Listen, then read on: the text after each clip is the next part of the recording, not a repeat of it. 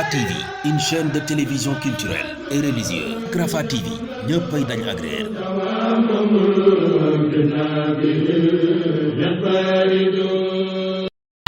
Ok, on applaudit la 4e D, on nous souhaite bonne chance. Donc ici nous avons la 3e qui fut vainqueur l'année passée. Donc c'est le champion en titre. Allez-y vous présenter, la 3e. Détentrice du titre. Allez. Bonjour, je m'appelle Maman Ombaki de la 3e A. Je m'appelle Sona Khadimaki de la 3e A. Bon, je m'appelle Khadimaki de la 3e A. Bonjour, je m'appelle Fatima de la 3e A. Bonjour, je m'appelle Mohamed Farid Diouf de la 3e A. Bonsoir, c'est Serine Hamza de Mohamed Baki de la 3e A. Très bien, on applaudit la 3e A. Appelle-moi 4e D. Comment on écrit prestidigitateur? Prestidigitateur. Sankaré. Prestidigitateur. Prestidigitateur s'écrit Prestidigitateur. La réplique. Prestidigitateur. Prestidigitateur s'écrit Presti-D-I-G. Il n'y a pas de trait d'union, c'est Prestidigitateur. Il ne marque pas. Le jury c'est M. Fall français et M. Ndiaye anglais comme d'habitude, ils sont à côté pour le jury. Allez, le mot suivant, comment on écrit? Bredouille. Bredouille. Bredouille s'écrit B-R-E-D-O-U-I 2-L-E. 10 points. Suivant, comment on écrit? Comment on écrit un abaye? Abaye, appelle-nous abaye. A-B-A-I-L. La réplique abaye. Essayez le micro. C'est le 3e élève. Prenez le micro, la réplique abaye. Non, c'est le 3e. Khadim Bakel, c'est Khadim Bakel. Ah ok, allez-y, cassez. Abaye s'écrit A-2-B-A-Y-E. 10 points. Comment on écrit Soro Diop? Condamnation. Condamnation. Le fait de condamner. Prends le micro. Condamnation. Condamnation. C-O-N-D-E-N-A-T-I-O-N. La réplique. 3e. Khadim Baké. Condamnation s'écrit C-O-N-D-A-M-N-A-T-I-O-N. 10 points. Ali Macham. Comment on écrit le temps? C'est un oiseau. Le temps est un oiseau. Épelle-nous temps. Le temps est un oiseau. T-A-N. La réplique. Khadim Baké. Le temps est un oiseau. Comment on écrit temps? Prends le micro. Temps. J'ai dit temps. Temps s'écrit T-O-N-T. T-A-O-N. Personne ne marque. On continue. Suivant. La serre à papillon. Épelle-nous serre. La serre à papillon. Épelle-nous serre. S-C accent grave. La réplique. Mademoiselle Mbaké, serre. Serre s'écrit C-E-R-F. C'est S-E-2-R-E. 3e A. Épelle-moi. Je commence par Mademoiselle Mbaké là-bas. Comment on écrit? Saperlipopette. Saperlipopette. Prends le micro. Rapidement. Le temps nous est compté là. Saperlipopette. 30 secondes. S-A-P-E-R. La réplique. Cheikhouna Lo, où est-il pour le temps? Ok, il prend le temps, c'est 30 secondes. Mademoiselle Sela, Saperlipopette. Saperlipopette. Oui.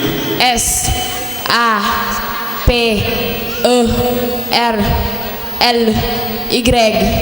Ok, c'est pas bon, c'est L-I-P-O-P-E-D-T-E. Mademoiselle Mbaké, comment on écrit inintelligible? Inintelligible. 30 secondes. Inintelligible s'écrit I-2-N-I-N-T-E-L. La réplique avec Alima Thiam, inintelligible. I-N-T-E-2-L-I-G-I-B-L-E. 10 points. Khadim Mbaké, comment on écrit il est saoul? Saoul, ça veut dire ivre. Appelle-nous saoul. Soul s'écrit S-A-O-U-L-E. La réplique avec Sodo Diop. Il est saoul. Appelle-nous saoul. S-O-U, accent C'est circonflexe. S-A-O-U-L. On écrit Saoul, mais on lit saoul.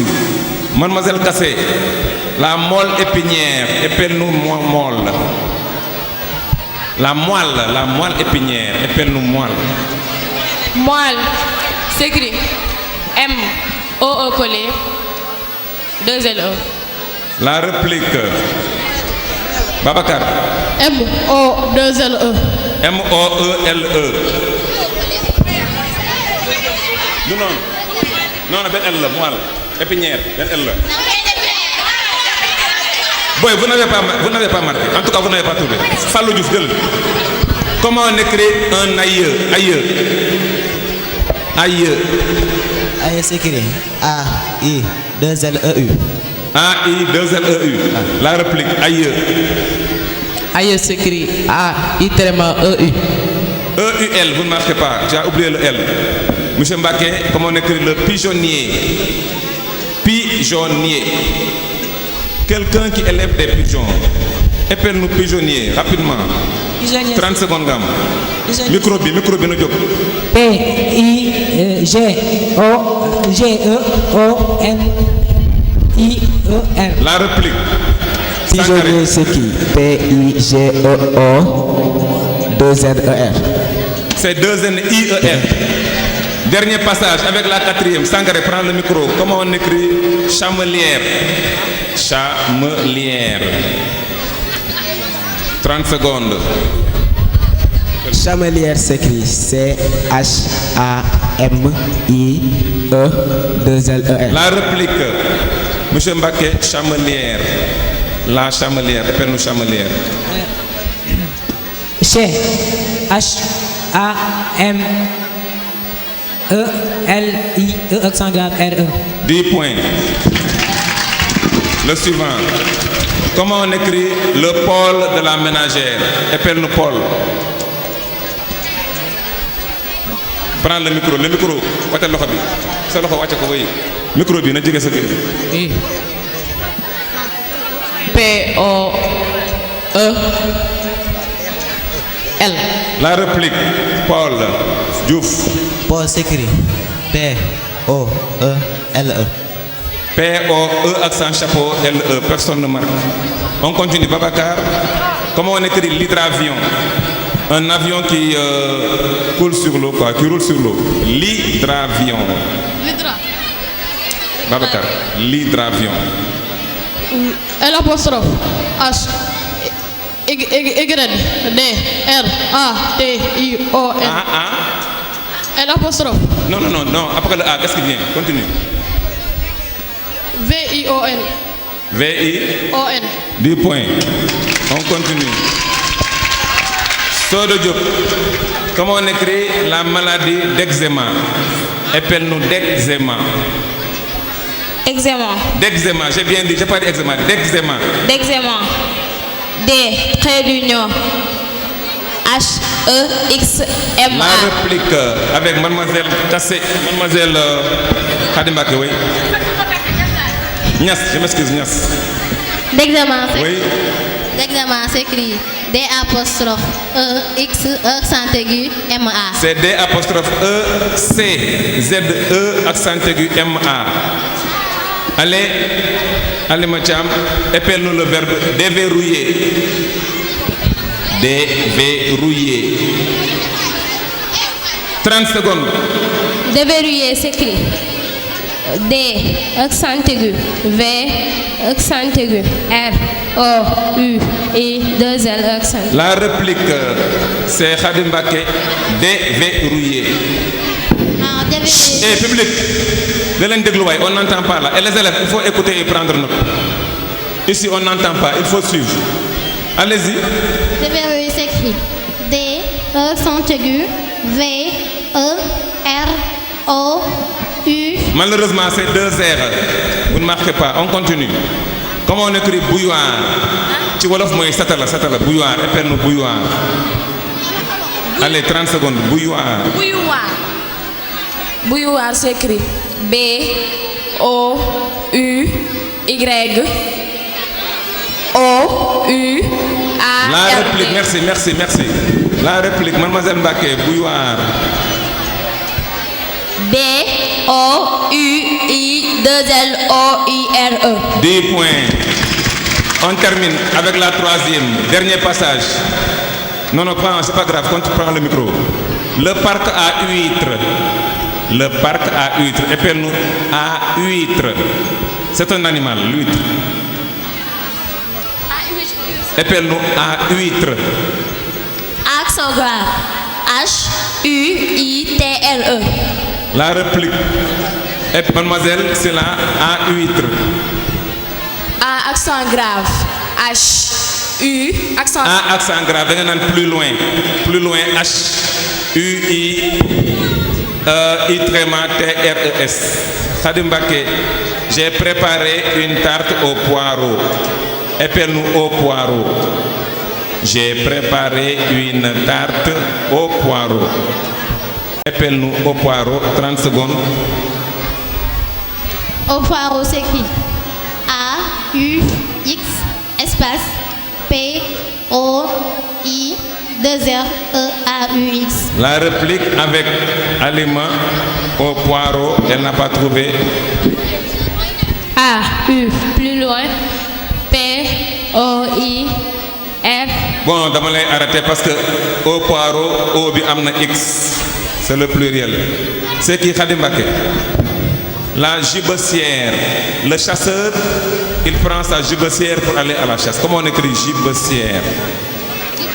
Gibecière. Sa loxo bi wàcce ko ci micro bi. Gibecière s'écrit G I B E C I accent grave R E. 10 points. Mademoiselle Niass, comment on écrit archéologie? Archéologie, la science qui étudie les grottes. Archéologie s'écrit. J'ai dit archéologie. Archéologie s'écrit A R C H accent aigu O L O G I E. 10 points. Diouf, comment on écrit l'entonnoir? On les voit final l'antinor. Le français dit l'entonnoir. Épelle-nous ça. C'est écrit A N T. J'ai dit l'entonnoir. N apostrophe A N T O A N T. La réplique avec, c'est comment encore? Konaté. L'entonnoir. L'entonnoir s'écrit L apostrophe A N. Oh, c'est E N T O 2 N O I R. On termine avec M. Mbacké. Une bretelle. On porte des pantalons avec des bretelles. Épelle-nous une bretelle. Épelle-nous bretelle tout court, bretelle. Bretelle s'écrit B R E U T E L. La réplique avec Sangaré, bretelle. Le micro. Bretelle c'est B R accent chapeau T. B R E T E 2 L E. Fin du match pour l'épelle-moi. Le score ou bien dañuy xaar wala ñu jox ñu ko léegi. jox lañu ko léegi moo gën information bi am ci génie en herbe bi mooy su ma ñëwee ba non yéen da ngeen di toog pour def spelling en anglais on enchaîne léegi après oustaz Abdou Fatah mooy poser question sur la religion monsieur Fall espagnol et Masta Ndiaye day def après translation English français. Monsieur. Changement. Y a pas de problème on passe au spelling Masta Ndiaye score bi ñaata la. Spelling English monsieur Ndiaye mooy ñëw pour le spelling. ndànk su ngeen dee wàcc faites doucement. Spelling allez. Score bi lañ bëgg a xam kan moo gagné ci appelle-moi française bi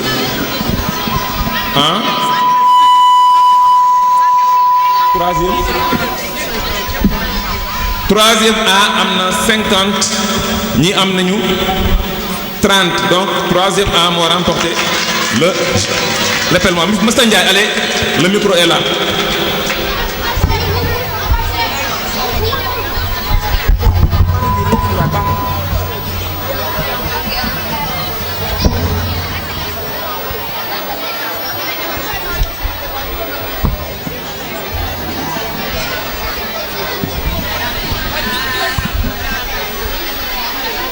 Okay. So good afternoon, everybody. So we are going to tackle the rubric spelling bee qu'on appelle appelle-moi. Donc on va commencer par la troisième. Donc on aura seulement un seul tour pour chaque équipe. La troisième. Ok. On commence par la troisième. Donc you spell the word proof. Spell the word proof. For definition we have anything serving as evidence to determine the judgment of a court. Proof. Yes.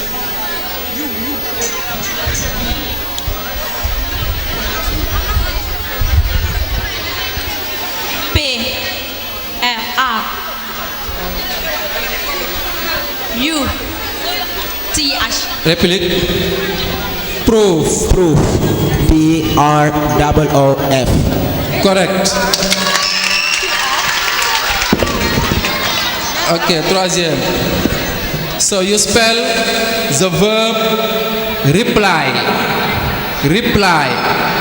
Reply secret. For definition we have to answer in words or writings. Reply. Reply. R-E-P-L-A-U. Réplique. Reply. R-E-P-L-Y. Correct. On continue avec le troisième. So spell the word deny. Deny. The verb deny. To deny. For definition, to give a negative answer to a person. To deny.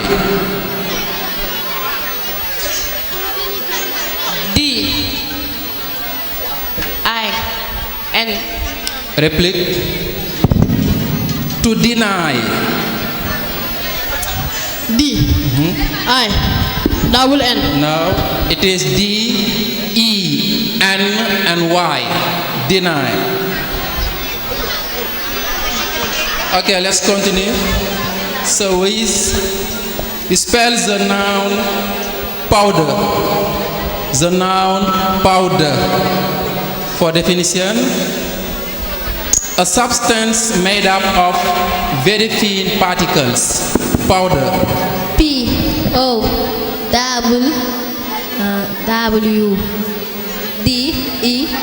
Correct. Next. Okay, you spell the word barber. Spell the word barber. For definition, one whose job is to cut and dress hair, as well as shave barbs. Barber.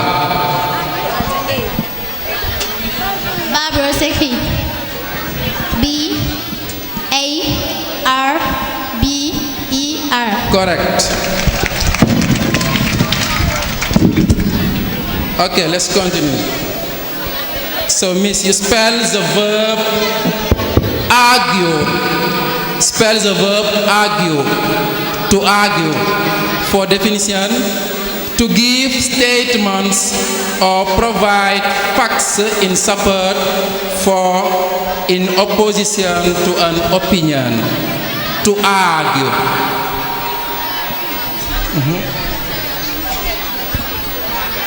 Can you repeat, please? Argue. To argue. To give statement or provide facts in support for, in opposition to an opinion. To argue. A-G-U-L-T. Repeat. Argue. Spell the verb argue. Repeat. You spell the verb argue. To argue. A-G-R. No. The answer is A-R-G-U-E. Argue. C'est argumenter. Ok, next. Le tour avec le quatrième. Pape Maguette Ndiaye, CM2, Pape Maguette Ndiaye. Kawi sa papa, CM2. Ok, let's continue. Quatrième. So you spell the noun challenge. Spell the noun challenge. C-H-A-L-L-E-N-G-E. Correct. Okay, you spell the verb struggle. To struggle. S-T-R-U-G-G-L-E. Correct. Let's continue. So you spell the adverb extremely. Spell the adverb extremely. A-E-X-T-R-E-M-L-Y. Repeat.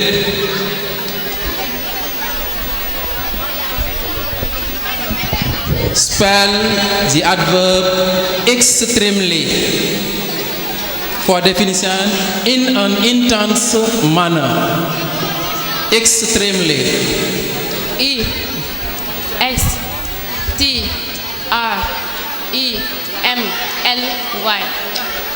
Extremely is written E-X-T-R-E-M-E-L-Y. You forget the last E.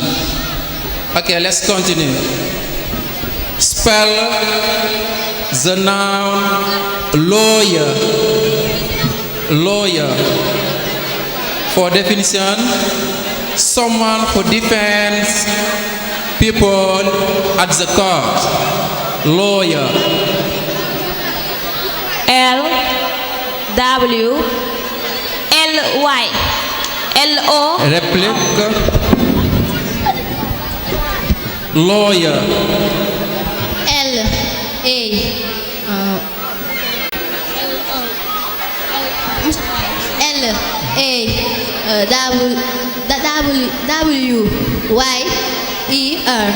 Correct. Lawyer. Okay, let's continue. Spell the adjective nervous. Nervous. To be affected by the nerves. Nervous. N I A V A. Réplique. Nervous. Yes. Nervous écrit N-I-R-V-O-U-S. Correct. Nervous. Nervous. Okay. Spell the word, the adjective prestigious. Prestigious. Prestigious. For definition, the fact of having a greatly respected name or reputation. Prestigious.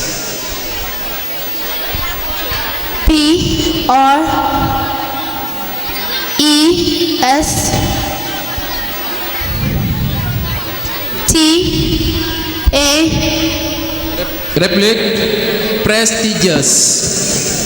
Having a greatly respected name or reputation. To be prestigious.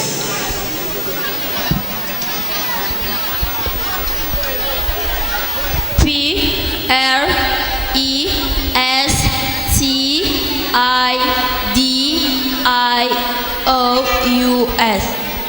So unfortunately, you mispronounce the letter R. Don't say R, but R.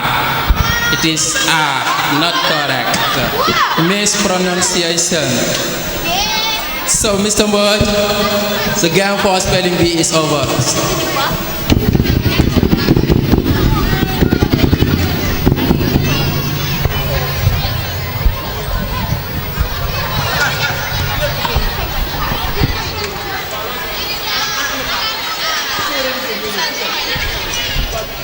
Allô aywa éducation religieuse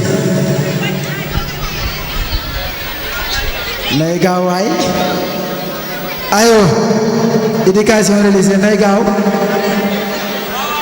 ñëw leen te def lu gaaw waaw Ahmed Fall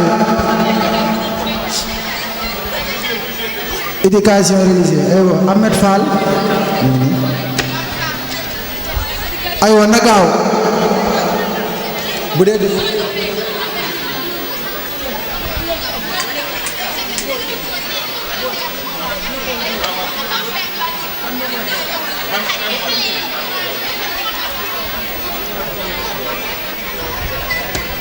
yéen manqué wu leen benn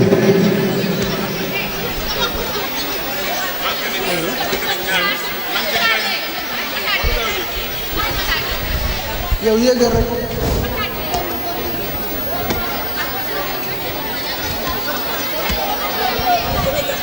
Matar Dieng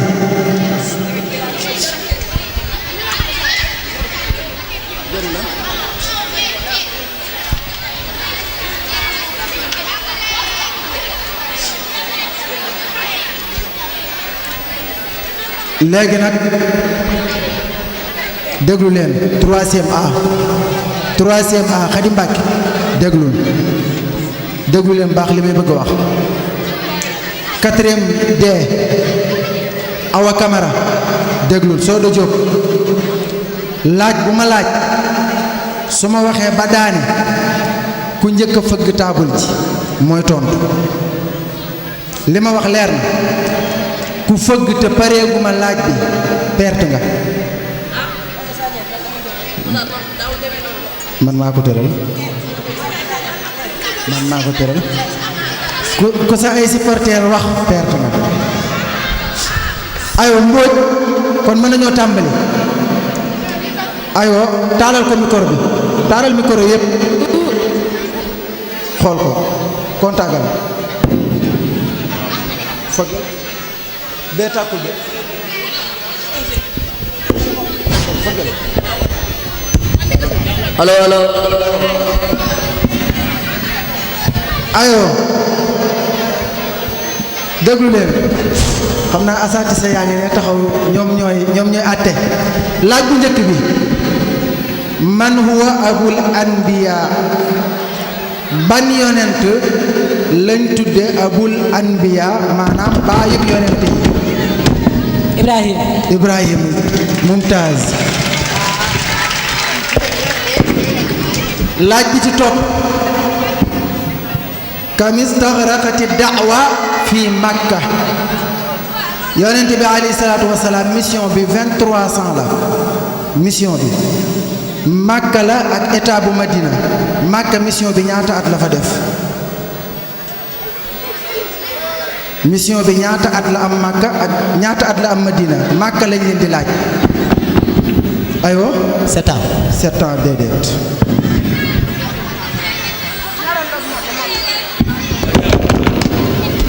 mu ne taxawal yaa sayda loo wax xaw ma li nga wax de ma wax ko bil arabi bi kam istagraqati da'watu fi Makka dama ne li ma wax leer na de mission bi da'wa ñaata at la déroulé Makka ñu soog a dem Madina wax naa ko ci olof déedéet dama bëgg ñu may ma wax ak ñee ba pare ñu wax ma ñoom li ñuy wax may de ma man wax naa ko arab bi may ma waxal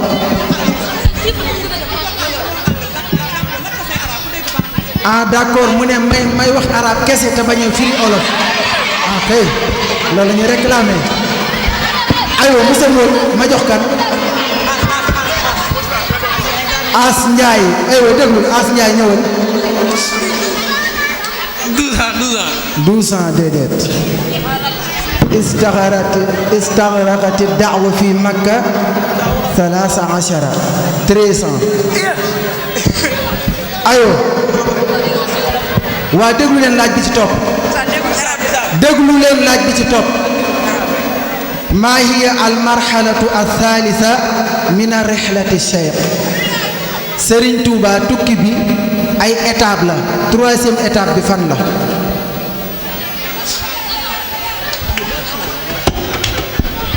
mu ne fee la kii mooy arbitre mu ne fee la jeewal déedéet Gabon déedéet Gabon mooy première étape 3e étape bi Ceyeen Jolof la Ceyeen Jolof laaj bi ci topp xalaftuhu wa nakaxtu bunataahu wa jamactu alqur'ana idan man ana wuutu naa ko moom sallallahu alayhi wa sallam denc naa ñaari doomam dajale naa alqur'an man may kan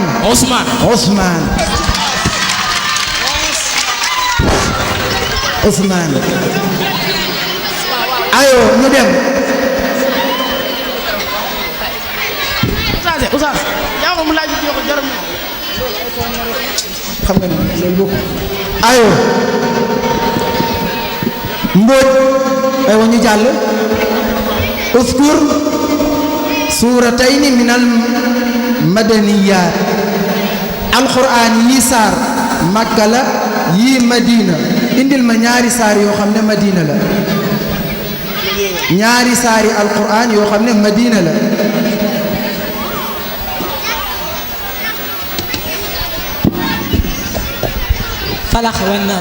فلق والناس ففلق والناس للمدينة نسبته وخير للآمين جيد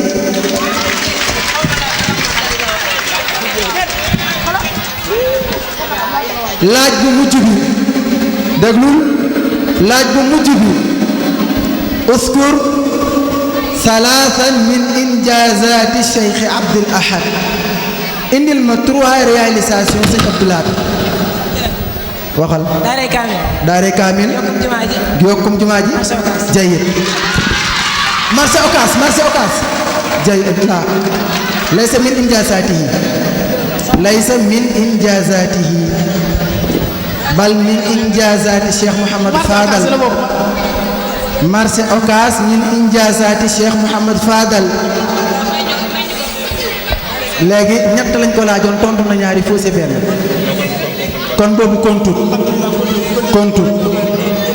ñu delloo ko indil ma ñett ci réalisation Cheikh Abdoul Ahad.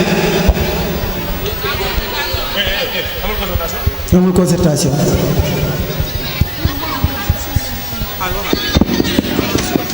aywa Sarr. Masogas.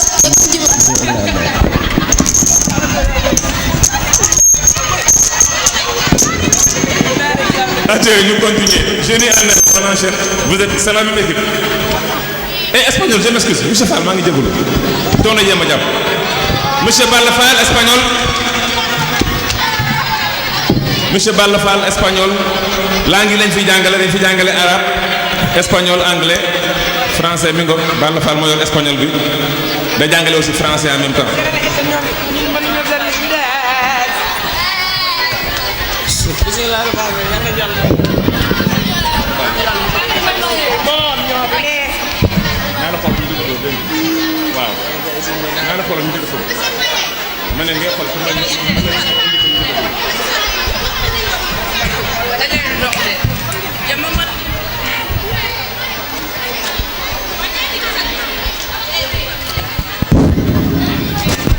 Alors, les questions vous seront posées en espagnol, comme c'était convenu.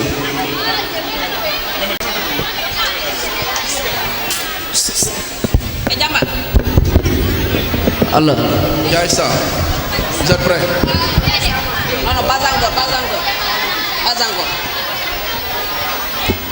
Tenemos que recordar que Bismillah. como lo ha hecho el señor árabe, el primer que levantara la mano será interrogado.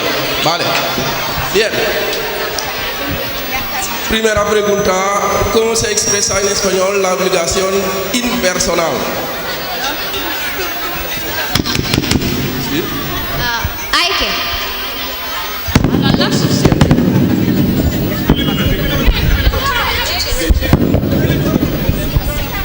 Star Place Gerundio. Nadie no marca. Hay que más infinitivo. La respuesta tiene que ser precisa. Segunda pregunta. ¿Cómo se dice en español vouloir c'est pouvoir? Vouloir c'est pouvoir. Vouloir c'est pouvoir. Querer es poder. 10 points.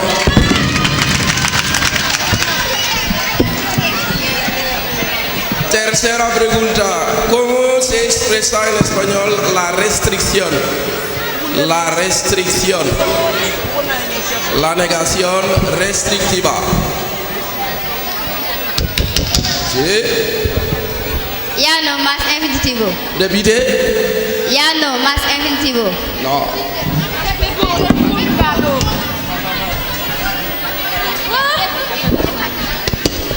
Solo más verbo. Repite. Solo plus verbo. Igual. Ya no es la tradición de ne plus. La restricción c'est ne que. Solo más verbo o no más verbo más sino, no más verbo más que. Gracias. Pregunta número 4. ¿Cómo se expresa la continuidad?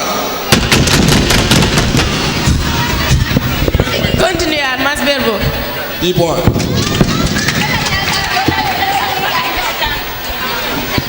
¿Cuál es el adverbio que viene del adjetivo correcto? Correctamente. 10 points. Última pregunta. ¿Cuál es el participio pasado de escribir? Escribido. Descubierto. Escrito. Muchas gracias a todos. Gracias, Seigneur. Allez, on continue, on enchaîne rapidement avec le génie en herbe.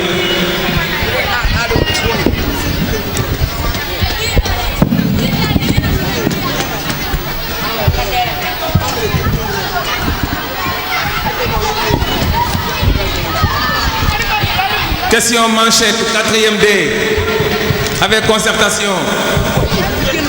Comment s'appelle le coach de Dortmund? Avec concertation, 30 secondes, le coach de Dortmund, l'équipe finaliste de la Ligue des Champions, rapidement. Concentrez-vous là. 30 secondes, Cheikh Nalo, et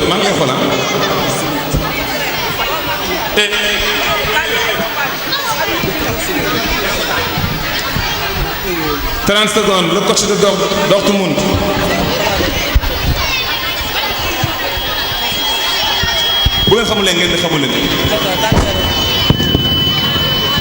Temps écoulé, c'est Edin Terzic. Ok, troisième A, le coach du Bayern de Munich. 10 points.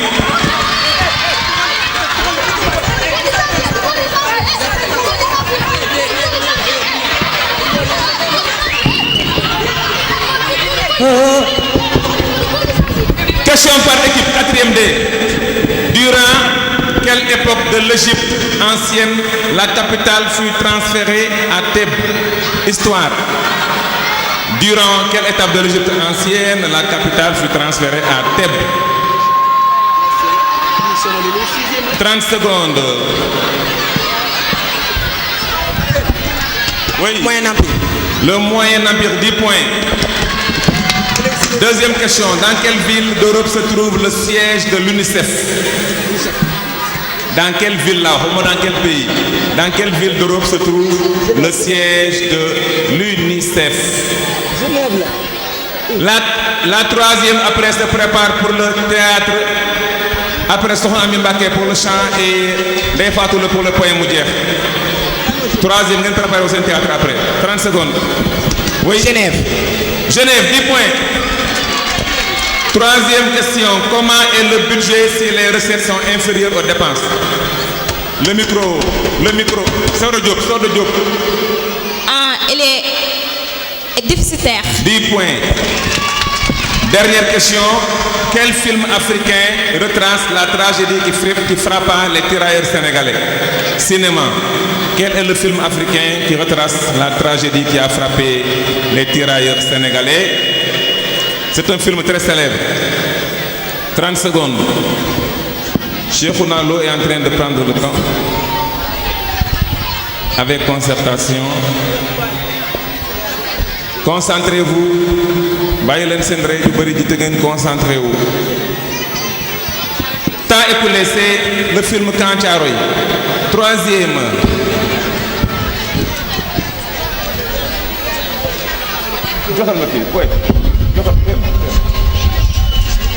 Troisième A. Durant quelle époque de l'histoire la hache en hématie fut utilisée? Durant quelle époque de l'histoire la hache en hématie fut utilisée? Histoire. Oui. Le paléolithique. Malheureusement, c'est au néolithique. Deuxième question. Dans quel pays d'Europe se trouve le siège de l'UNESCO? Le siège de l'UNESCO se trouve dans quelle ville européenne?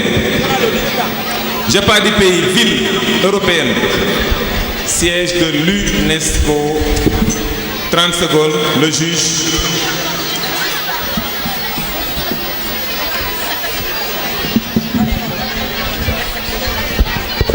Au Bruxelles. Paris. Troisième question. Comment est le budget si les recettes et les dépenses sont égales? Tu as tapé, Khadim Baké a tapé. Donne-lui le micro, elle a tapé sur la table. Khadim Baké a tapé. Comment est le budget si les... Prends le micro et réponds. On va vous enlever les points. Équilibré. 10 points, équilibré. Dernière question. Quel écrivain africain a écrit L'étrange destin de Wangrin? Concertez-vous. Quel écrivain africain a écrit L'étrange destin de Wangrin? Il faut lire des romans. Oui, Diouf. M. Césaire. Amadou Ampateba. Que suis-je, qui suis-je? On joue avec la lettre C. Nombre de 50 ou environ C. Oui. Prends le micro. Cinquantaine. 10 points. Grand oiseau et chassier à long bec avec ses belets. Diaye, prends le micro. Corbeau. La réplique. Prenez le micro. C'est pas le corbeau. À long bec, c'est la cigogne. Troisième question. Rupture de fibre musculaire à la suite d'un violent effort. C. Rupture, SVT là, hein? Rupture de fibre musculaire à la suite d'un violent effort. C. Oui, Diouf. Crampe. La réplique. Oui. Crampe, c'est le claquage. Dernière question. Mur peu épais séparant deux pièces d'une habitation. C. Un mur un peu épais qui sépare deux pièces d'une habitation. Oui. La réplique. La cloison.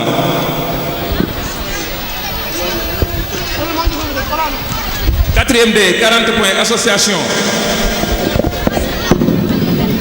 Vous allez trouver les capitales de ces pays.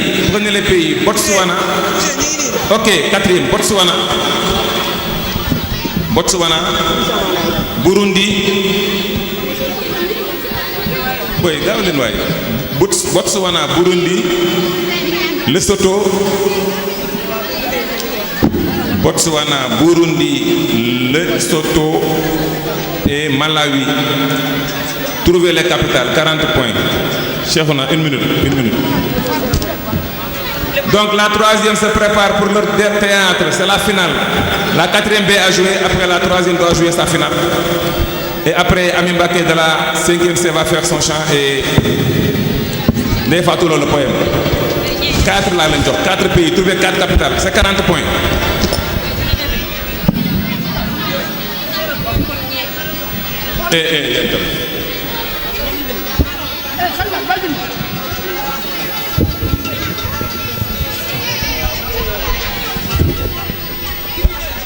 Après, comme chaque année, je fais des portraits surprises. Aujourd'hui, j'ai fait un autre portrait pour un autre homme du collège qu'après on va donner à la fin du match. Chaque année, un portrait. Allez-y, une minute. Chef, on a le temps.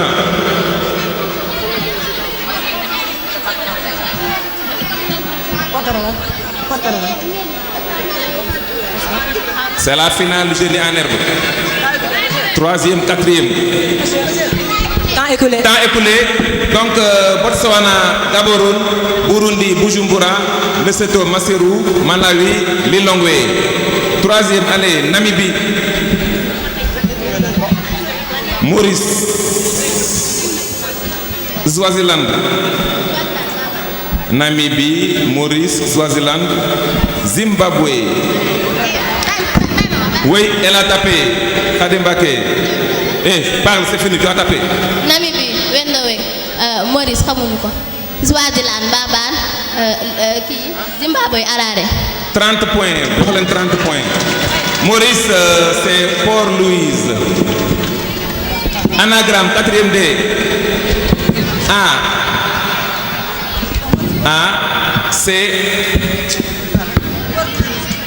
C, S, A, N, E, D.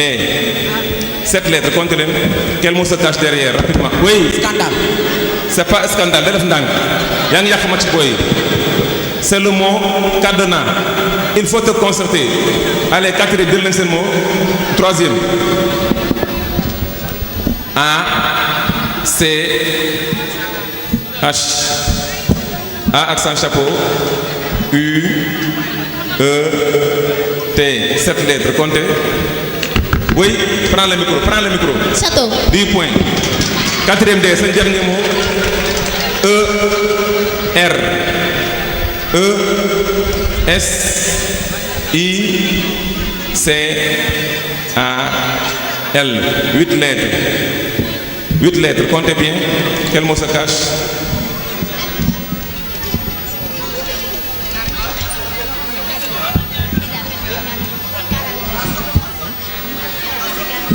« 30 secondes.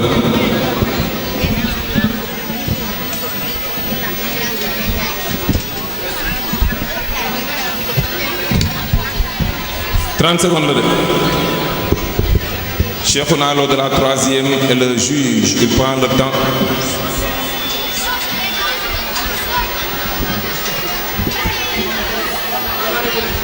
Temps écoulé.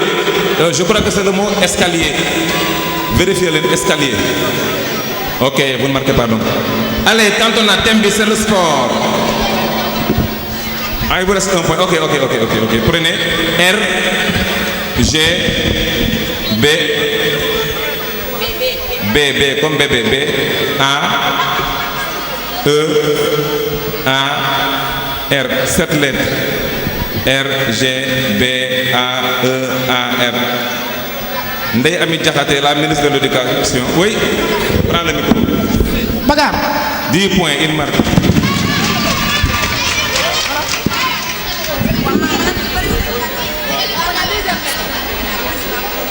Très bien.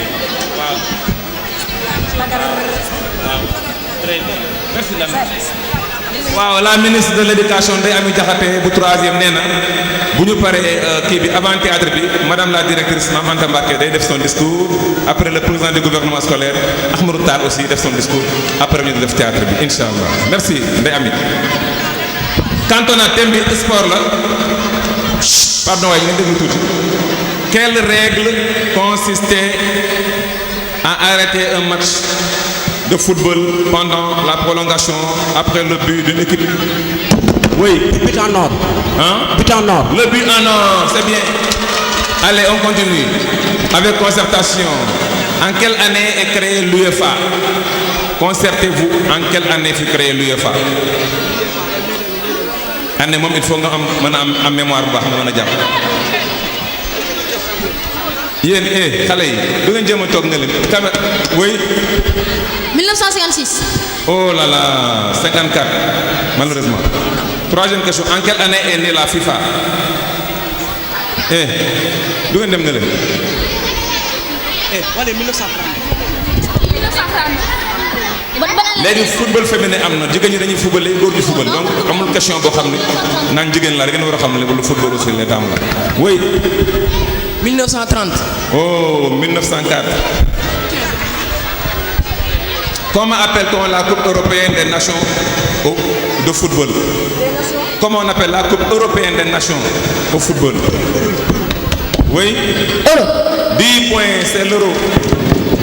Dernière question. Quelles sont les dimensions maximum d'un terrain de football? Prends le micro. 102 de longueur et 46 de largeur. 120 mètres de longueur sur 90 mètres de large. Mathématiques. On joue avec Sangaré face à Mademoiselle Mbacké. Les mathématiques. Quel est le signe de la somme de deux nombres négatifs? Oui, Khady, prends le micro. Prends le micro. Ah, négatif. 10 points, négatif. Les suivants. Quel est l'ensemble des entiers relatifs? Oui, Fall. Prends le micro. Prends le micro. R. La réplique. N. C'est Z. Troisième question. Diouf, concentrez-vous. Comment on appelle les nombres entiers naturels qui admettent seulement deux diviseurs, un et eux-mêmes? Oui? Nombre premier. Prends le micro, parle fort. Nombre premier. 10 points. Suivant. Équation x moins 1 égale moins 4. C'est égal à combien? Abdou Khadre. Moins 3. 10 points. X moins 4 égale 2. X est égal à combien? Soit de Diop et l'autre. X moins... Oui, Ndiaye. 6. 10 points. 4x moins 2 égale 6. X est égal à combien? 4x moins 2 égale 6. X est égal à combien? Il y a une autre ligne. On se tient là. Oui? 1. La réplique.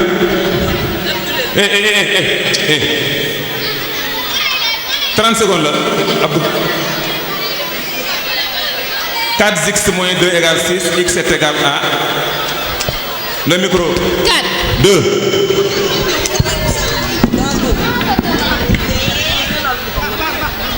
Informatique, nous sommes à l'ère du numérique. Un bon élève doit maîtriser l'outil Infor. Il n'y a pas de concertation. Qui sont les fondateurs de Microsoft? Abdou Khadre, le micro. Bill Gates et Paul Allen. 10 points. Citez deux périphériques d'entrée. Oui, le micro. USB-C et Lightning. La réplique. Deux périphériques. Oui, le micro. Le clavier et la souris. 10 points. Qui sont les fondateurs de Google? Comment on appelle ceux qui ont faute? Il n'y a pas de concertation. C'est le, comment dirais-je, Larry Page et Sergey Brin. Que signifie USB? Anglais là. C'est un anglicisme. USB. Et il n'y a pas de concertation. Il n'y a pas de concertation.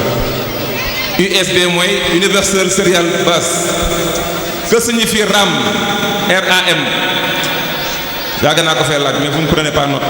RAM en anglais, anglicisme là. Oui, Khadim Mbacke. Random Access Memory. 10 points, Random Access Memory. Dernière question. Quelle est la traduction de World Wide Web? 3W. Hein? La traduction là, World Wide Web. Sa traduction. C'est la toile d'araignée mondiale. Qu'est-ce que signifie toile d'araignée mondiale? Voilà bon là.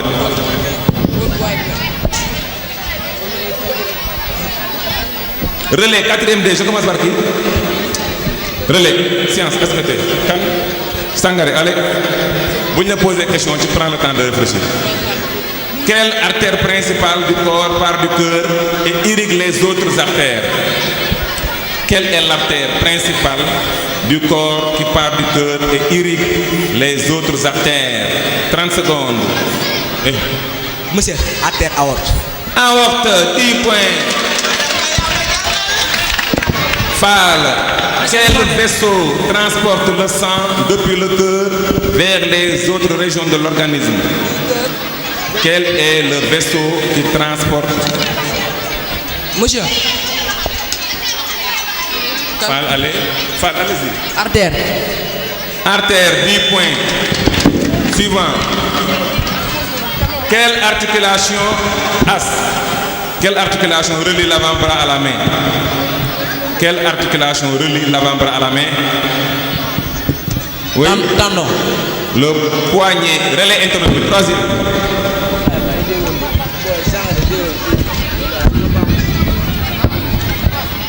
Khadim Mbacke. Quelle science étudie les relations entre les êtres vivants et leur milieu? Comment on appelle la science qui étudie les relations entre les êtres vivants et leur milieu? Si vous ne trouvez pas le relais. La biodiversité. Oh, c'est l'écologie. Relais interrompu. Casse-tête image.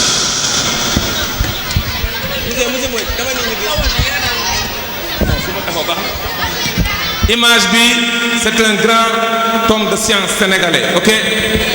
Il n'y a pas de... Vous le trouvez à 30 points. Il n'y a pas de concertation. Vous concertez, on annule. On est prêt? Eh, gars, il faut le dire que table.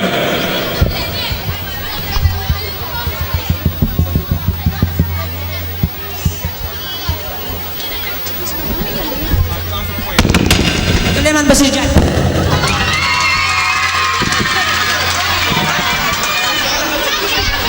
Souleymane Bachir Diagne ñëw na fii jamono yële ci daara ji. C'est un grand homme philosophe sénégalais.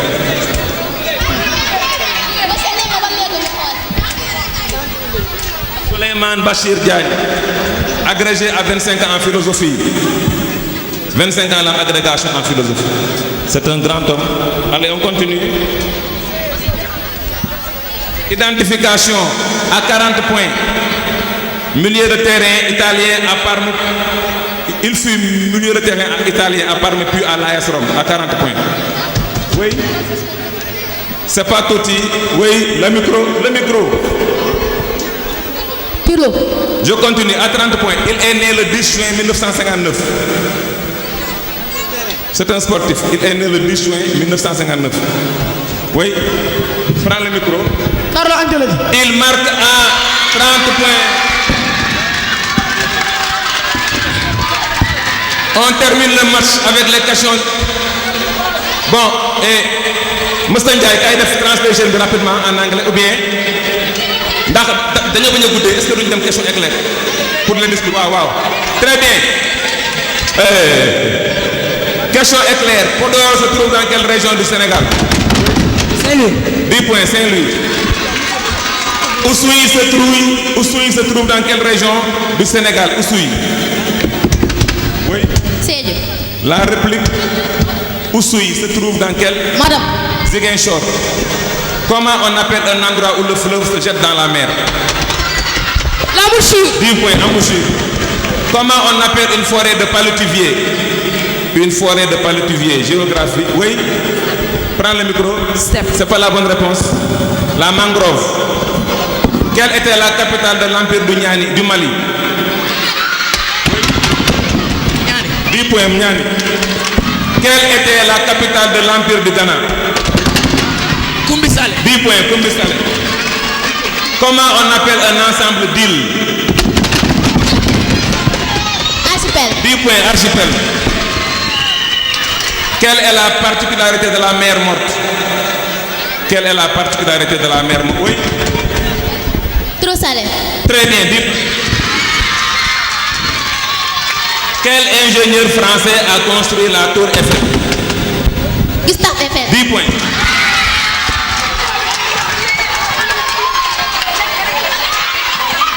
Quel pays d'Europe est surnommé le plein pays? Quel pays d'Europe est surnommé le plein pays?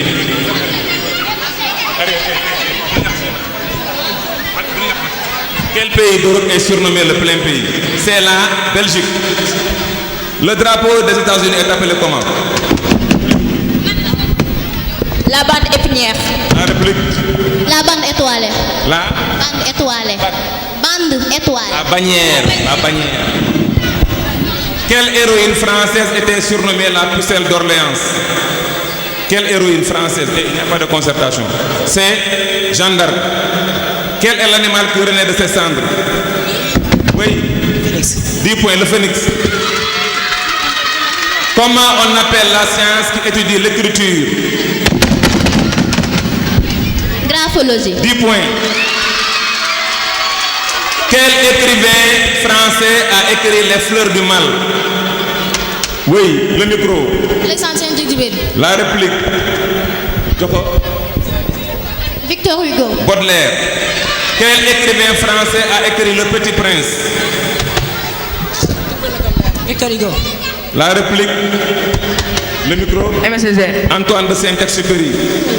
Français, il boit pour oublier. Donnez la fonction de pour oublier. Oui, Adem Baké. Complément circonstanciel de but. 10 points. Terminez l'expression être muet comme une. Être muet comme. Oui, Star. Vauve. La République. Cap. 10 points, cap.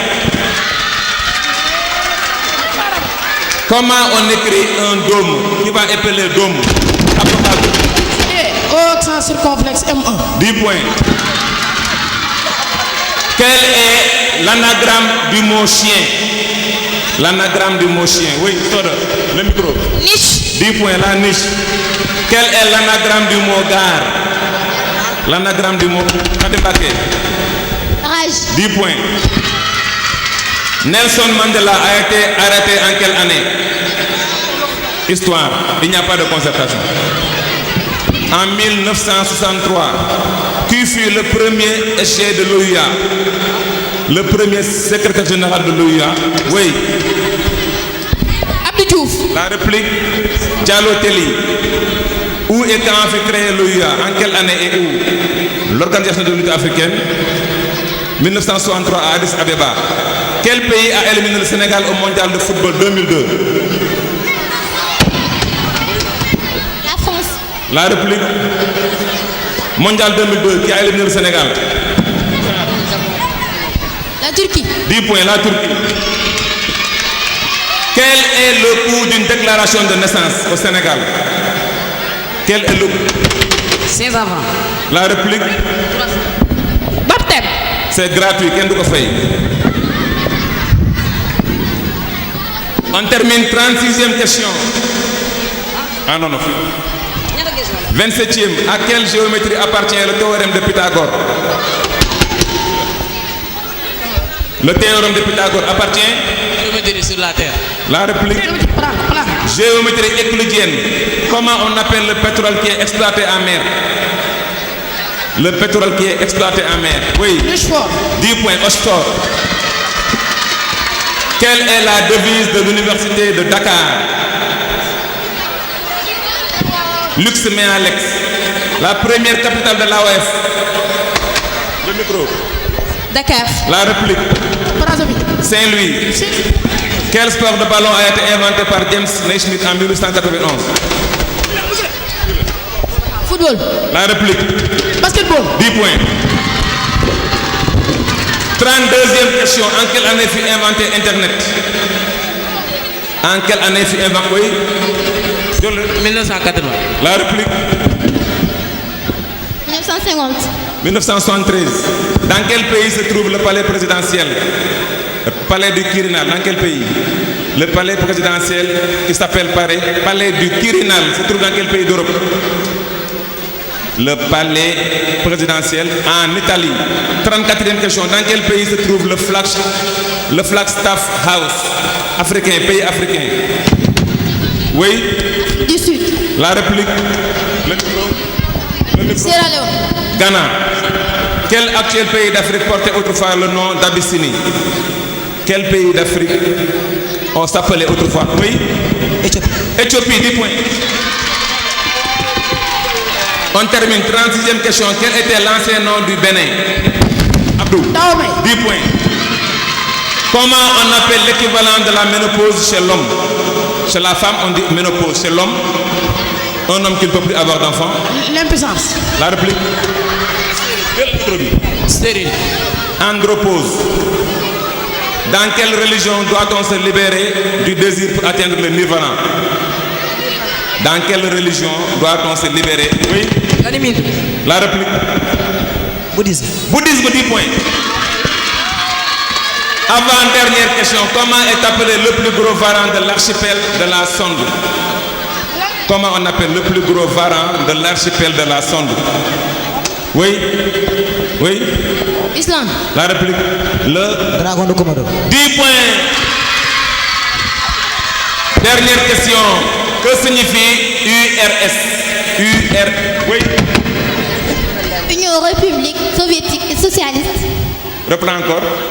Union République et Soviétique Socialiste. Union des républiques socialistes soviétiques. Bahul. Fin du match. Ok, fin du match. Lan la? Éclair la? Jeex na. Lan la? Fin du match. Non. dañuy def discours. La directrice day def discours après le président def discours.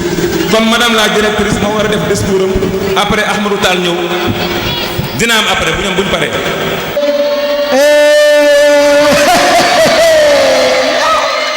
Cheikh Abdoulaye Mbacké Baye Laat Mbacké monsieur Mbodj nii yéen day fontuwaay très bien Cheikh. Allô, merci beaucoup. Merci monsieur Mbodj. Merci beaucoup monsieur Mbodj. Tout d'abord, assalamu alaikum wa rahmatullah. Ana Amadou Tall. Amadou Tall, merci beaucoup. Toi et ton équipe, merci beaucoup. Merci vraiment. Aujourd'hui, vous nous avez honoré d'une belle cérémonie, d'une belle journée culturelle.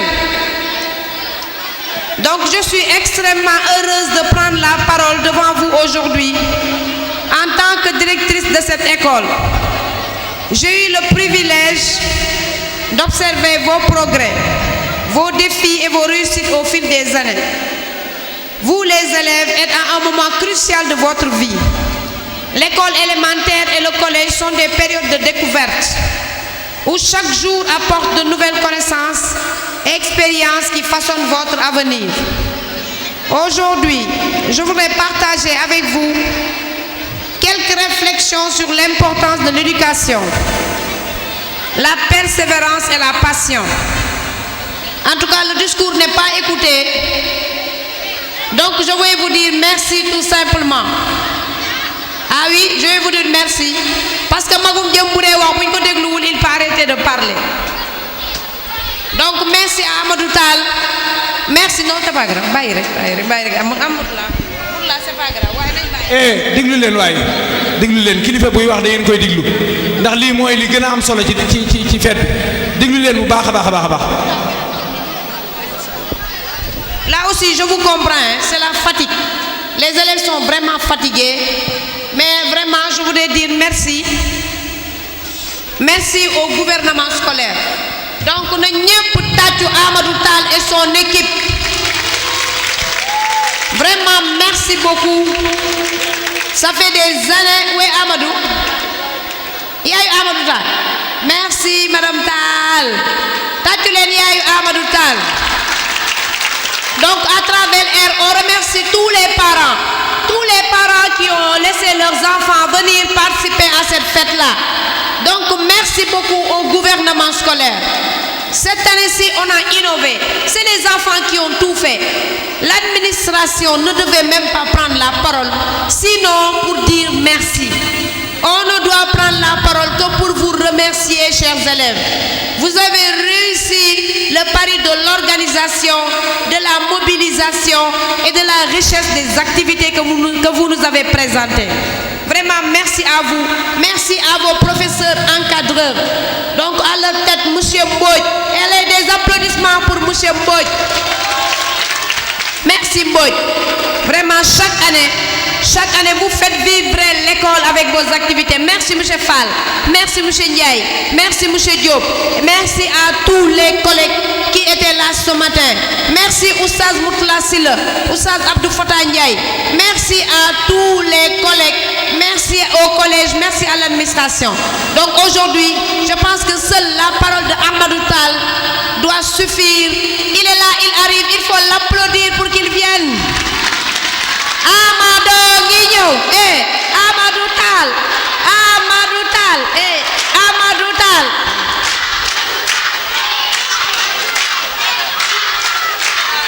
Amadou Tall.